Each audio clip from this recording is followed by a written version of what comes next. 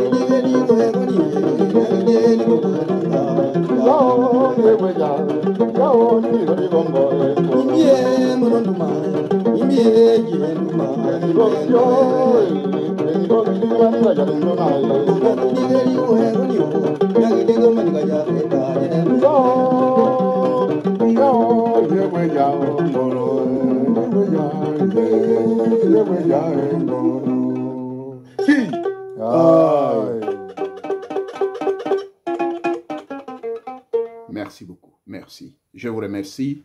Merci une fois de plus d'être branché sur cette chaîne de l'élu de Teta Mwangari Banga Banga, et que je suis votre humble serviteur. Je vous remercie pour tout ce que vous faites, pour votre soutien.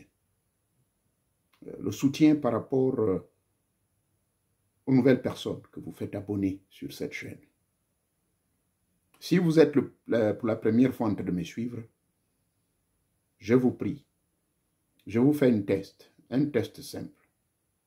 Suivez-moi pour les minutes qui suivent. Et si sur ce que je dirai ne vous plaît pas, alors ne cliquez pas, alors ne vous abonnez pas.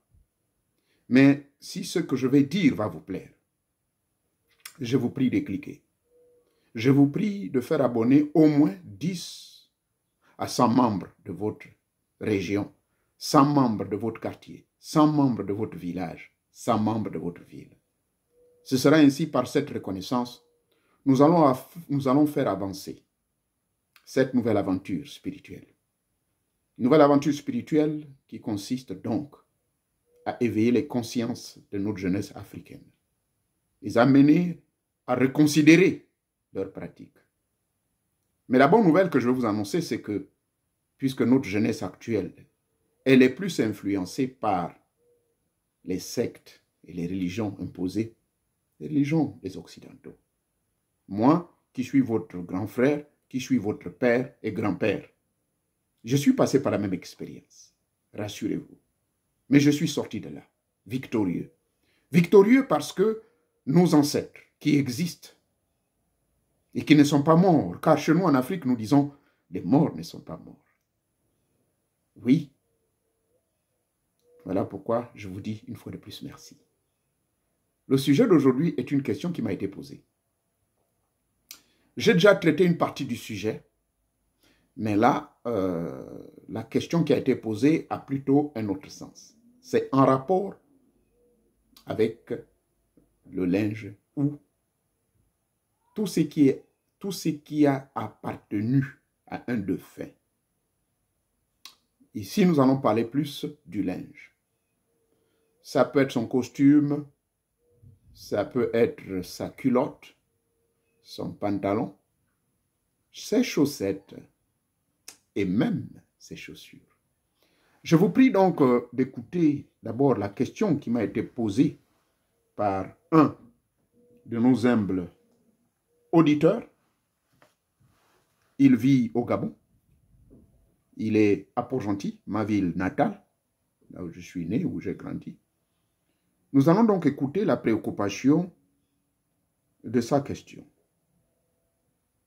Et ainsi, nous allons, comment dirais-je, répondre à la question qu'il a posée. Rassurez-vous, je répondrai sans tabou, puisque cette chaîne, souvenez-vous, c'est une chaîne qui parle des sujets non tabous. Des sujets qui sont considérés comme tabous et qui font peur. Et nos parents qui sont adultes, qui trouvent que c'est gênant de parler de ce genre de questions, et la jeunesse également qui est embrigadée dans certaines programmations. Jeunesse, n'ayez pas peur. Appliquez simplement le syncrétisme, si vous ne pouvez pas vous en débarrasser de vos questions. Voici la question donc qui m'a été posée, que je vais pouvoir vous faire écouter. Bonjour Guy, je te souhaite d'avance un bon réveil parce que je sais qu'aux États-Unis là-bas, ici il est 8 heures, donc là-bas il doit être aux alentours de, enfin je sais pas, si c'est 6 heures moins ou 6 heures plus, en tout cas bon, je te souhaite un bon réveil et une bonne journée d'avance. Bon, j'ai une interrogation là encore, parce que pour moi tu es la personne la mieux placée pour souvent m'édifier. J'ai suivi comme ça au passage une vidéo de Sadhguru, tu dois connaître le vieux indien là, barbu, là, qui fait souvent des conférences sur la spiritualité. Alors, il parlait des habits des morts, que c'est pas très bien pour porter les habits des morts parce que on ne meurt pas, c'est juste le corps charnel qui meurt, mais bon, l'âme continue de vivre et tout ça là. Alors chez nous, quand j'ai suivi ça, j'ai eu ça m'a quand même interpellé. Et chez nous, souvent, quand un parent décède, et puis quelques temps après, on procède parfois au partage de ses effets, chemise, pantalon, veste, etc., etc. Et puis bon, souvent on les porte. Alors moi, je ne sais pas si ça a des conséquences néfastes sur la personne qui porte les habits d'un défunt. Hein, des habits qui ont été partagés après la mort du défunt à la famille. Hein. Tu vois un peu ce que je veux dire, Guy. Donc, s'il te plaît, parce que bon, moi, par exemple, pour mon cas, quand papa est décédé, quelques temps après, hein, la vieille a rassemblé ses choses et tout ça, et puis elle a partagé un peu à tout le monde. Et souvent, parfois, il m'arrive de porter des cravates du vieux que la vieille m'avait donné. Il a une chemise là que j'aime bien souvent. Donc, du coup, tu comprends que j'ai été un peu stupéfait en disant que, ah, mais si c'est pas bon, mais il faut bien que je me renseigne un peu auprès de Guy, parce que Guy, bon, par exemple, avec sa connaissance, il peut mieux m'édifier. Donc, c'est un peu ça. Et puis, bon, je te fais un gros coucou là-bas. Porte-toi bien. Dans la paix de Tétanzambé. À tout à l'heure. J'espère te lire dans bientôt. À tout à l'heure, mon frère. Merci beaucoup, cher petit frère. Et je connais bien le papa dont il parle. Souvenez-vous, je vous ai toujours dit que il y a quelqu'un qui m'avait initié dans le vaudou béninois. Eh bien, c'est bien ce papa-là. C'est lui, le vieux Joseph Mienson. Il nous a quittés il y a quelque temps. J'ai bénéficié de tous ses enseignements et je l'ai connu personnellement. Je connais qui il est du point de vue caractériel, du point de vue spirituel. Je connaissais que c'est quelqu'un, oh, il a quitté ce monde, il avait plus de 80, peut-être proche de 90 ans. Il a vraiment bien vécu. C'était le premier grand photographe dans l'île de Mandji, car il est arrivé dans cette zone vers les années 50, donc avant les indépendances. C'est un papa que j'ai connu qui m'a initié dans le vaudou béninois. Et c'est de lui que j'ai hérité le rite que je partage sur cette chaîne. Le rite intitulé « Comment se réconcilier », comment calmer d'abord, comment calmer les caprices de la femme de nuit et du mari de nuit, et comment se réconcilier avec eux. C'est un rite que j'ai conseillé à plusieurs personnes. Ici aux États-Unis, j'ai des pasteurs frères blancs et noirs qui ont utilisé ce rite-là parce que, à cause des conflits qu'ils avaient dans leur foyer, et aujourd'hui, le foyer s'est stabilisé. Juste un petit voyage dans l'espace, parce qu'il me parle justement du linge laissé par son papa et qu'il est l'une des chemises qu'il a laissées et qu'il aime bien porter, par rapport à la question qui a été posée. Donc, le sujet d'aujourd'hui, tout de suite, cette question qui a été posée lance pas le débat, lance tout de suite la thématique du jour. Y a-t-il un danger de porter les habits laissés par un défunt, parent, proche, bien sûr?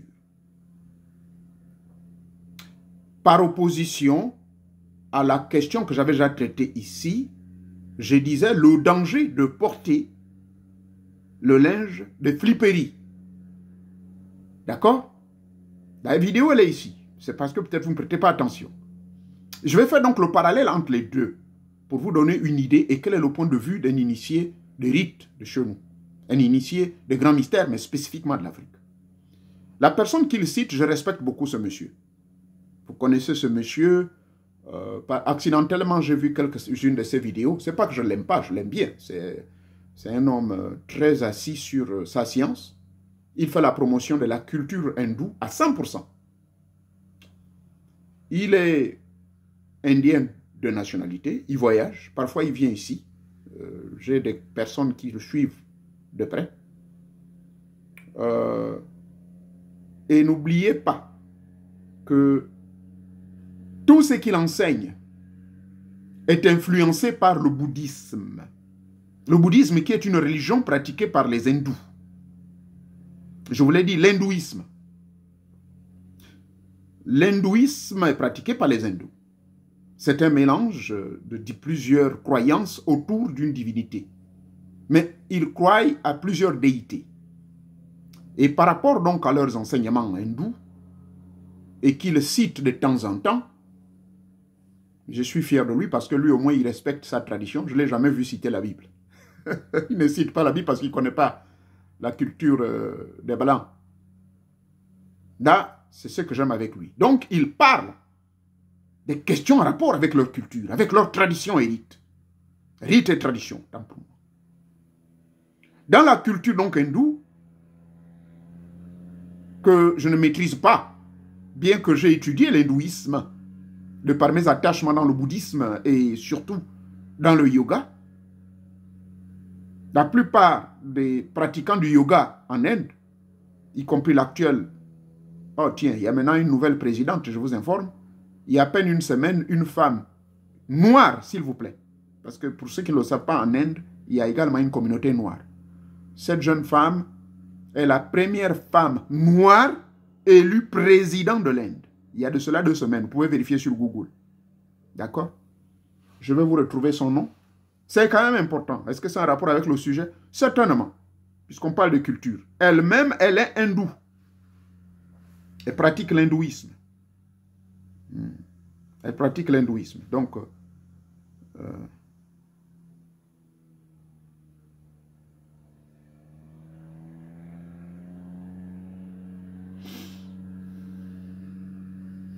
Voilà, la voilà.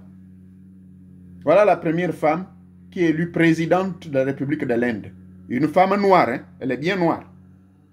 Elle a été victime de racisme, de beaucoup de choses en Inde.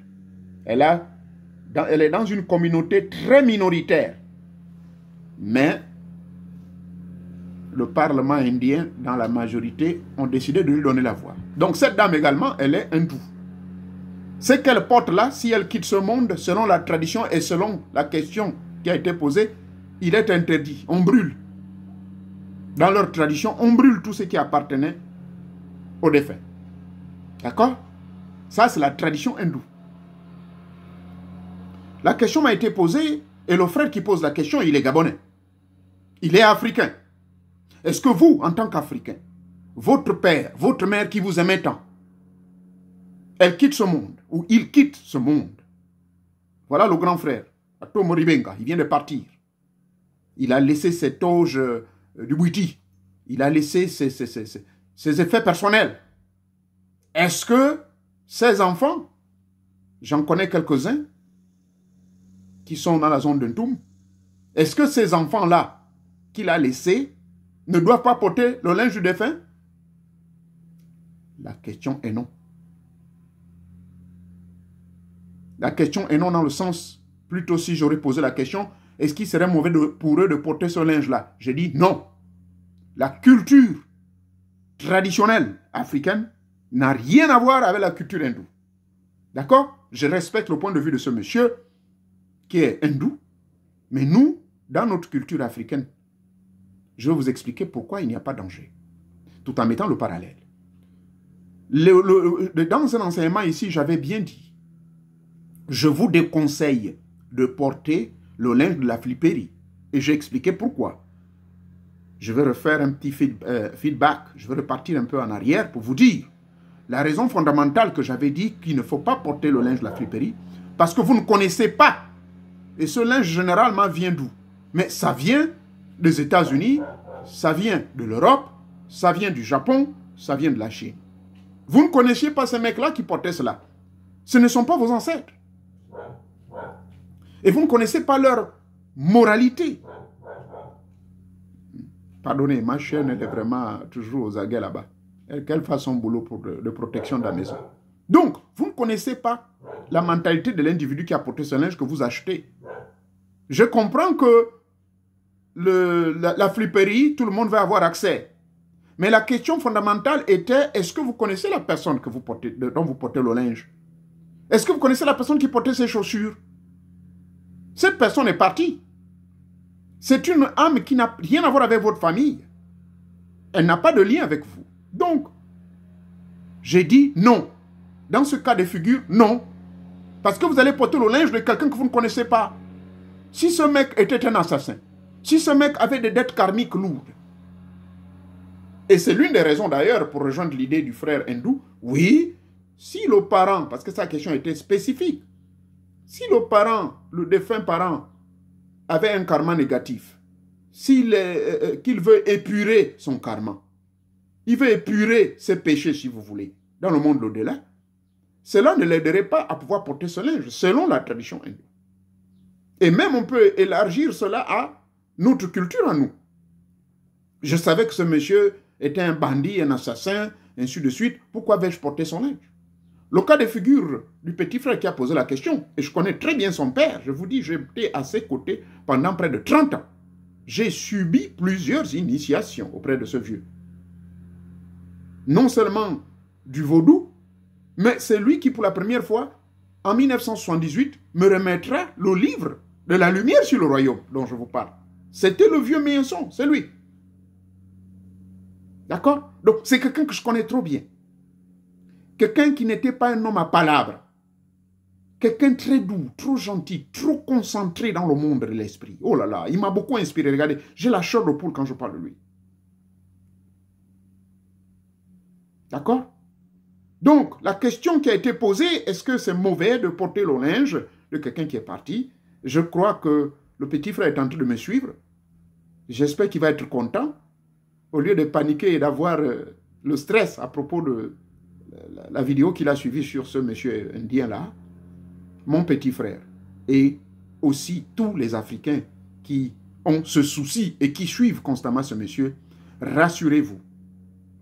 Si votre parent à vous, si vous le connaissiez très bien avant de mourir, si vous connaissiez son code moral, sa conduite, ses pratiques, et vous connaissez la maladie qu'il a emportée, s'il a laissé du linge qui a été nettoyé, conservé, il n'y a aucun mal pour vous de porter ce linge-là. D'accord? Au contraire, le linge, le costume, la chemise, le pantalon, la chaussure, a un lien avec le partant. C'est une courroie de transmission et de connexion. Lorsque vous allez, par exemple, vous connecter, ça c'est le rite que les ancêtres m'ont communiqué ce matin quand j'ai écouté cet audio. L'un des rites que je vais vous donner, que vous pouvez pratiquer chez vous, qui ne demande pas beaucoup de gymnastique abracadabran.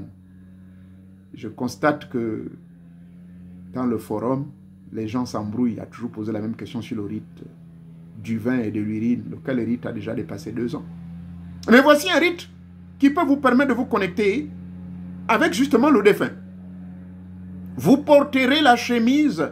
Le petit frère a dit tout à l'heure, papa aimait porter une chemise là, et c'est celle-là que je porte. Cette chemise donc que votre père est mettant, cette robe que votre mère est mettant, ce foulard que votre mère est mettant, cette jupette ou cette jupe que votre mère est mettant, la chaussure que votre père est mettant, portez cela. Utilisez-le pour le rite suivant que je vais vous indiquer. Vous vous mettez face à l'est.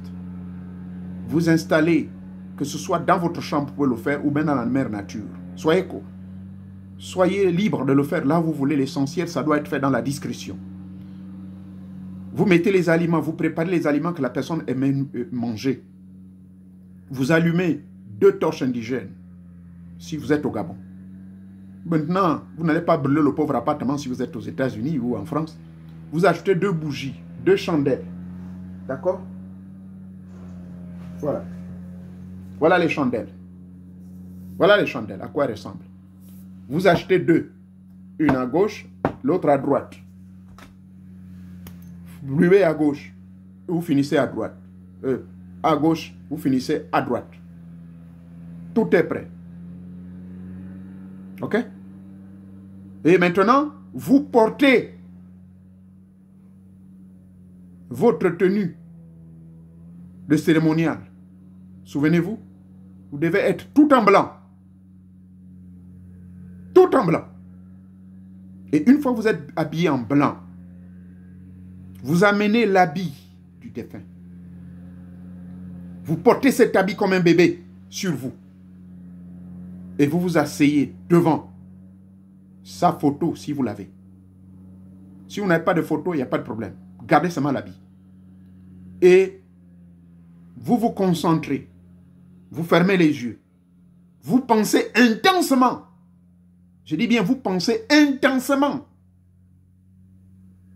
au défunt, qui est votre parent à vous. Je n'ai pas dit au défunt, type que vous ne connaissiez pas. Oh. Je n'ai pas dit faire ça avec l'habit de la flipperie. Oh. J'ai dit votre propre parent, comme le cas de mon petit frère. Il a parlé de son père. Et je vous signale que c'était son enfant chéri de surcroît. Ah oui. Il aimait beaucoup son fils. Alors vous l'avez, maintenez entre vos mains. Vous vous concentrez, vous fermez les yeux, vous pensez intensement à votre père, vous pensez intensement à votre mère. Et après cette intention et cette pensée, vous ouvrez les yeux et vous portez. Si c'est la chemise, vous la mettez au-dessus de votre habit blanc. Si c'était le chapeau, vous mettrez votre chapeau sur la tête. Si c'est le pantalon, vous allez le mettre. D'accord? Et maintenant, vous vous posez, vous parlez et vous dites ce qu'il y a lieu de dire. Ne me venez pas me poser la question, mais on va dire quoi? Quand on parle à l'ancêtre, vous dites quoi? Vous parlez comme si vous parlez qu'il est là présent. Ce moment, vous avez tenu son linceul, je voulais dire son habit, c'est cet instant même, quand vous avez intensement pensé à lui, la présence, elle est manifeste. Immédiatement, quel que soit l'endroit où il se trouve. Il y a la connexion. Donc, premier aspect de la réponse que je donne, il n'y a aucun mal pour votre propre parent qui a un lien direct avec vous, parce que cet habit est un moyen de connexion directe. Connexion, immédiatement. La connexion accompagnée des paroles que vous allez imprimer dans votre conscience par une concentration intense. Vous émettez vos vœux les plus nobles et les plus légitimes. Vous vous connectez avec l'intention, puisque vous pensez intensément à lui. Automatiquement, si c'est votre père ou votre mère, vous allez sentir la présence. Pour ceux qui sont sensibles, j'ai fait l'expérience. J'ai eu la chair de poule. Un moment, mon corps était secoué. Après, je me suis retenu et j'ai dit, je sais que tu es ici. Et quand je dis, je sais que tu es ici, les frissons étaient encore plus forts. Ça marche. Et vous parlerez. Je me présente. Je suis Mwanz Bibad. Je suis ton fils. J'ai besoin de toi. J'ai besoin de ton secours immédiatement. Au travail, je suis persécuté. Je ne comprends pas ce qui m'arrive là-bas. Et j'aimerais que tu agisses ici et maintenant.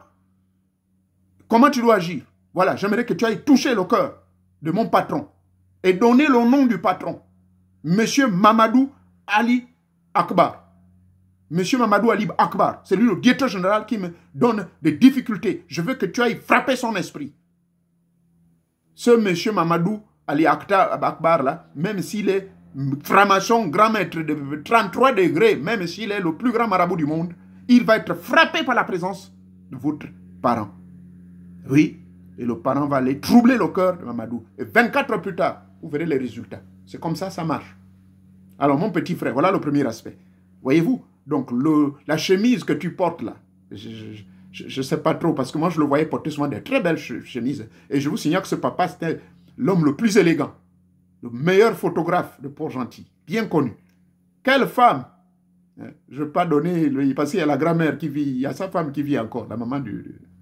Bref, même les femmes admiraient ce monsieur. Il était tellement élégant, calme, mais mon Dieu, quand il se retourne, un regard, oh là là. Alors, cet habit, mon frère, fais le rite là. C'est ton papa. Il ne faut pas les jeter. Ne panique pas par rapport à ta question. Donc, ceci s'applique à tout le monde. Quand vous avez cet habit de votre parent, vous faites ce petit rite simple. Le rite des ancêtres. Vous vous connectez avec lui. Allumez les 2 bougies. Je résume tout pour vous quitter. Allumez les 2 bougies. Et puis, vous allez me poser la question, a-t-on besoin d'encens? Vous êtes libre. Si vous voulez brûler l'encens, ça n'engage que vous. Mais ce n'est pas nécessaire. D'accord? 2 bougies ou bien la torche indigène, ou une torche indigène ou bien 2 torches indigènes, vous les allumez face à l'est. J'ai dit bien, j'insiste, face à l'est. Et vous vous habillez en blanc. Et vous portez l'habit du parent comme un bébé. Et puis vous vous mettez face à l'est. Vous pensez intensement, étant debout, je répète, debout. Vous pensez intensement aux parents. La présence va être là. Et vous parlez. Et une fois vous avez, une fois après avoir parlé, vous ouvrez les yeux, vous portez l'habit, vous parlez. Une fois vous avez fini de parler, enlevez l'habit sur vous, allez y remettre à l'endroit approprié. Est-ce que dans la vie quotidienne, vous pouvez porter ça? Oui, vous pouvez porter cet habit, mais quand vous portez, vous rentrez dans n'importe quel milieu, vous pensez intensément, si c'est un milieu douteux, eh bien ça vous protège. Voilà le contraste entre ce que ce monsieur indien a dit et moi ce que je viens vous dire. Et je vous parle par expérience. Je l'ai fait. Et je le fais. C'est la vérité. En vérité, je vous le dis. Maintenant, le deuxième aspect, là où je partage l'avis du monsieur, si votre père était un assassin, si votre père était un bande de voyous, ou votre tante ou votre mère, elle était sorcière, je ne vous conseille pas. Nullement. Ça s'applique dans le même cadre de la question qui m'a été toujours posée dans les forums. Mais maître, mais si l'ancêtre là, qui était très puissant, et s'il était mauvais, est-ce qu'on va le contacter? Mais non, vous allez perdre votre temps à faire avec quelqu'un que vous, déjà au départ de son vivant, c'est quelqu'un qui ne vous aimait pas, vous allez l'appeler pour amener où? Ouais? Ce sont les mêmes vibrations. Si les sons vivants sont taux vibratoires, ne s'accordez pas avec le vôtre, vous allez penser que c'est dans le monde au-delà qui va s'entendre avec vous? Jamais! Il ne peut pas! Il faut le laisser dans son coin. Il doit épurer son karma. Et là, ça rejoint l'enseignement du monsieur. Bon, moi, je ne suis pas ces enseignements, mais ça rejoint l'enseignement du bouddhisme, parce que j'ai étudié plutôt l'hindouisme. Je suis plongé également dans l'hindouisme, non pas pour pratiquer ça, mais le yoga et tout, vous savez qu'il y a une relation, les gestes que nous faisons et tout. Donc, le côté maintenant qui lie un peu avec ces mecs-là, c'est peut-être parce qu'il n'a pas développé, parce qu'il lui fait des petites vidéos de 15 minutes. La partie peut-être qu'il n'a pas développé, la suivante, c'est que l'habit du défunt, là, à la charge de tout son magnétisme, à la charge de tout son aura, même si l'habit a été lavé des millions de fois, cet habit renferme la personnalité totale du défunt. Et que par conséquent, si vous utilisez ça, vous portez ça, et que ce mec-là était quelqu'un qui était négatif, assassin, bandit, voyou, quand il était premier ministre ou bien président, il tuait les gens, il exécutait les pauvres gens sans raison. Brûlez. Appliquez la technique des hindous. Ils brûlent tout. D'accord? On ne veut pas voir ces choses-là à côté. Il faut brûler. Et pour votre information, si on incinère, c'est ça, ça s'appelle, même les Américains ont adopté ça. L'incinération, en fait, ça a commencé en Afrique. Ça s'est fait en Afrique. Ça s'est fait en Inde. Souvenez-vous, Abraham, quand il veut sacrifier son fils Isaac, il fait quoi? Il le met sur un tas de bois. Parce qu'il savait qu'après avoir coupé la tête avec son couteau, qu'est-ce qui va se passer? Il va mourir. Et quand il meurt, allez, il active le feu. Donc c'est une vieille tradition. Et Abraham était africain. Pour ceux qui ne le savent pas, c'était des Noirs. Donc la pratique de brûler, là, incinérer, c'est venu de l'Afrique. Maintenant, nous, on a aux États-Unis, on voit ici les gens, on incinère, on met dans une machine qui brûle à 1000 degrés pour que le corps reprenne la cendre. Les gens pensent que c'est une affaire de blanc. Non, c'est né en Afrique. Donc bref, voilà pourquoi en Inde, pour éviter ce genre de conneries, de l'âme qui va venir vous hanter ou quoi. Oh, il y a eu le fantôme. On brûle, c'est vrai que l'âme se désincarne. Quand on brûle, c'est une totale séparation et élévation et évasion de l'âme du partant. Et son linge également doit être brûlé complètement. Dans certains cas, j'ai vu, pas en Inde, mais j'ai vu ça du côté de l'Éthiopie. Eh bien, on prend le tas du linge. Tout ce que le défunt avait, on brûle. Ou bien pour d'autres traditions que j'ai vues en Tanzanie, on prend tout et on enterre dans le cercueil avec l'individu.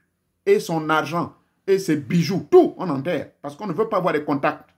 Si le type était un grand sorcier, pardon, enterrez-le avec tout. N'osez pas garder ces bijoux-là. Surtout si c'est des chevalières. D'accord? Mes enfants me suivent là. Donc, quand papa va mourir, papa qui vous parle, toutes les chevalières que j'ai là, j'ai près de 28 de toutes ces différentes maisons. Mais rassurez-vous, je m'assurerai que tout doit être détruit avant que je ne quitte ce monde. Et d'ailleurs, il y a beaucoup que j'ai déjà qui ont disparu d'elles-mêmes, ils ont récupéré. D'accord? Donc, rassurez-vous que vous enterrez.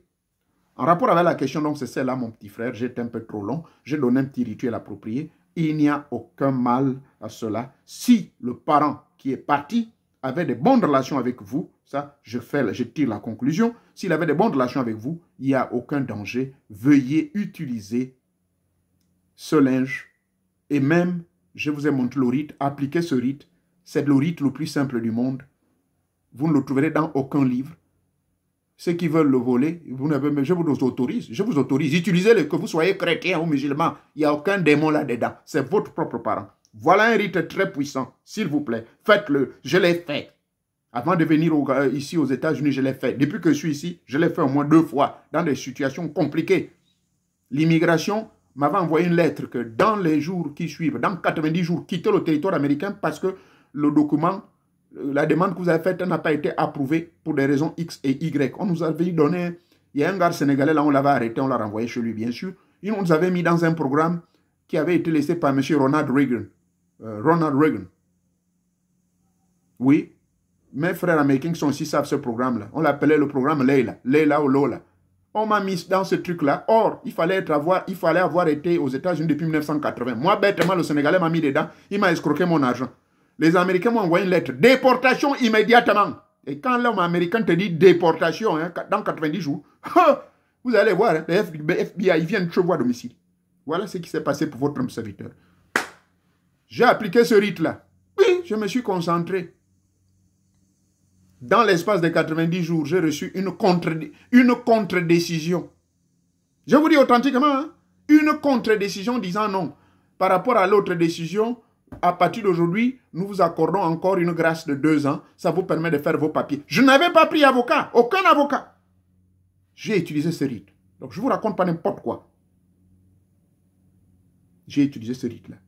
je suis rentré en connexion avec celle que j'aime, ma mère. Parce que c'est ma mère qui avait le plus grand amour pour moi. Et j'ai gardé quelques trucs de son corps avec moi. Elle avait son portefeuille qu'elle aimait beaucoup. Où elle avait sa carte du parti du PDG, elle avait sa carte de lecteur, elle avait son acte de mariage dedans. Et elle avait mis quelque chose que je ne vais pas citer. C'était un peu comme son talisman. Et elle m'avait dit, avant de me quitter, elle m'a parlé, elle m'a dit, garde ça. Garde ça. Il faut garder ça. Et je vous parle ça avec moi ici aux États-Unis. Partout j'irai ça avec moi. Donc, c'est avec ça que je fais. Ça lui appartient. Et ça marchait. Deuxième cas, c'était un petit business. Le mec, le patron était raciste, il n'aimait pas les noirs. Aucun noir ne pouvait avoir le marché avec lui. Moi, je suis parti. J'ai fait le même rite là. Simple. Ça marchait à 100%. Voilà. Donc, je vous remercie de m'avoir suivi. Et que si vous connaissiez l'esprit du défunt et que ce défunt était mauvais, alors dans ce cas, M. Swadourou, l'Indien, a raison. Mais rassurez-vous, comme je l'ai dit au début, les enseignements qu'il donne sont basés sur l'hindouisme. Nous, on n'est pas des hindous. Nous, on est africains. On est dans nos rites et traditions. Dans le Bouiti, on ne va pas vous dire que non, c'est interdit, il ne faut pas amener. Non, non, non, non, non. Dans nos pratiques rites du Bouiti, du Djobi, on ne va pas vous dire que c'est interdit. Au contraire, c'est une bonne chose. Moi, mon rite là, personne ne me l'avait donné. Ni grand-père, ni qui. C'est moi-même. Les génies m'ont dit, fais ça. Et depuis qu'ils m'ont dit ça, depuis le jeune âge, j'applique ça et ça marche. Voilà. J'en ai terminé. Merci encore pour toutes vos questions que vous posez. Soyez-en libres. Car les rites et autres, ça c'était circonstanciel que je vous ai donné un rite le plus simple que vous pouvez faire chez vous. Il a été trop clair, évitez de trop fatiguer, de trop poser les mêmes questions. Je pense que je parlais dans un français clair et que cela ne doit point perturber les gens. Now, I'm going to summarize the rite. This is a very basic rite. The question was asked by one of the very known. He gives speeches around the world. His name is Sadurugu. He's a very nice guy, and he rose very important questions in the regard of the clothes left by the dead ones. So the deceased ones, when they leave, those deceased people, they leave their own clothes. They call it in good English, the belongings. When they leave this planet, they leave behind their belongings. So the question was very basic and simple. The question was, is it a problem if my deceased parent leaves behind his clothing or belongings? Is it any problem for me to bear or to put on those belongings on? My answer was very clear. If you know your parent, that was your mom, your dad, or uncle, whoever, you had a very close relationship and deep relationship, we agreed and accorded together, you have no arguments, no problem with him, and you know his soul, you know his manners, I don't see any problem at all. If he left some belongings, you can use those, you can keep them and use them as well as you want. And I just showed a very simple rite or ritual. That ritual, you can perform it once you're alone, when you have difficulties in your life and you just dress up naturally like we do in Africa. You dress in white, and then in your own temple in your house, or if you feel comfortable, you can do it in a park. I mean, it's in the jungle, in the forest. But make sure you're just alone, because this needs to be, you need to do it really quiet and be alone. So, and then you buy you can buy 2 candles, and then you can lighten those 2 candles and then face the east and talk to your ancestors. If it's specifically if it's your dad, your mom, or your grandma, your grandpa, somebody you really love. So once you do it and talk, before you talk, after you can get dressed, of course you gotta take a shower. You can go and get whatever belonging really you love. It might be the skirt, shirt, or shoe, or maybe a pair of sock, or whatsoever. And then you hold it and think and close your eyes, concentrate and think about the presence of the person whose belongs belong to, and then you will feel their presence and you talk. You can then put it on you. It might be a shirt. You put the shirt on and then you can face the east while the 2 candles are burning, and then you talk. You talk and express what you want, express your needs. Once you're done, that's it. Take off the clothes and put it back in the corner where you usually hide them. And that's it. That's the basic and very strong. And this rite It was my own creation. Well, from the very young age, I was like 14 or 15 years old, and I came up with that idea after I lost my grandpa. Of course, he gave me some ideas about it. He was talking to somebody. You need to keep some of my belongs with you all the time, and you can think of it. You can think about me. You can think of me and then hold it. And my mom as well. My mom was telling me the same thing with her own wallet, and she told me, keep this wallet. I got some important documents inside, but anytime you need me, just hold it and think intensely, and then I can help you wherever I'm at. So that's what I did, and today I'm gonna give. I just gave you that ritual. You can perform it without any danger, without any demons or whatsoever. It's not demonic. The writer just show you. You can be a Muslim, you can be a Christian. You can apply it anytime, anywhere you want. Especially when you're in need, when you're really having some challenges in your life. So that's it. Now, but the dark side of it, the drawback is that if your mom, your dad, whoever, uncle, left belongings behind her or behind them, and then you did not agree with this person, it was a bad guy, it was a very negative karma, negative energy, negative waves, and you were always arguing, or he was like occult practitioners, or he was involved in some dark demonic practices. Please, I would in that case say no, don't mess with those belongings. Just burn them, and the only way we can get rid of them is to burn. Put it under fire, or if you want, just throw it in the Mother Nature somewhere. Okay? That was what the purpose of the talk today. And one guy from my country asked the question. Matter of fact, that guy is a brother because his dad is the one who initiated me, introduced me into the voodoo way from Benin. And so this gentleman was a nice man. So he was so worried while he asked the question. My dad passed away a long time ago, but he left those belongings. But I was watching somebody on YouTube. He was saying we should not actually wear the belongings of the deceased one. But I told him, well, the guy who was talking has got his own culture. The Hindu culture is different than African culture. In our own culture, if the person who deceased didn't have no negative karma, he had a good karma, and he leaves those belongings, I don't see any problem at all, according to our own culture and rights, so you can wear it. But if that person had a negative karma, had a very bad behavior, in that case, please don't dare mess around with his belongings. That's all. And I appreciate you watching me. Merci beaucoup. D'ici là, portez-vous bien. Que Teta Monga di Vanga Vanga vous bénisse. Merci encore. Merci. Merci.